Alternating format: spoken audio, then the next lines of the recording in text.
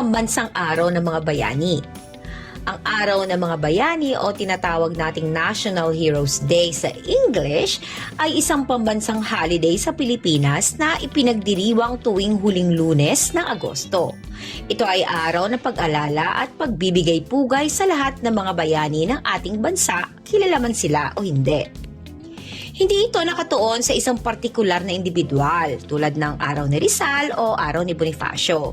Sa halip, ginugunita nito ang kolektibong sakripisyo ng mga Pilipinong lumaban para sa kalayaan, kabilang na ang mga sundalo, revolusyonaryo at maging ang mga simpleng mamamayan na nag-ambag sa pagbuo ng ating bansa.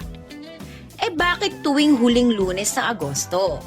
Ang orihinal na Batas Commonwealth bilang 382 na ipinasa noong 1937 ang nagtalaga ng huling linggo ng Agosto bilang Araw ng mga Bayani. Nagmula ito sa sigaw na katipunan noong 1896 na tinatawag na Sigaw sa Pugadlawin o Sigaw sa Balintawak, na siyang naghudyat ng simula ng Rebolusyong Pilipino laban sa mga Kastila. Gayunpaman, dahil sa Republic Act 9492, inilipat ang holiday sa huling Lunes ng Agosto upang maging mas mahaba ang weekend para sa mga manggagawa. Yun naman pala, may bonggang-bonggang dahilan. Tinatawag itong holiday economics, kung saan ang mga holiday na tumatapat sa linggo ay inililipat sa Lunes. Very nice one! Paano ipinagdiriwang ang araw na ito? Tuwing araw ng mga bayani, nagkakaroon ng mga seremonya sa mga lugar tulad ng libingan ng mga bayani at Rizal Park. Naglalagay ng mga bulaklak sa mga monumento ng mga bayani. Ito rin ay pagkakataon para sa mga Pilipino na magnilay-nilay at bigyang halaga ang mga aral na iniwan ng ating mga bayani.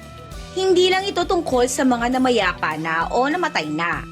Ang araw ng mga bayani ay paalala na rin sa atin na ang pagiging bayani ay hindi lamang para sa mga nakalipas na henerasyon. Maaari tayong maging mga modernong bayani sa pamamagitan ng paggawa ng mabuti sa ating komunidad at pagiging responsableng mamamayan.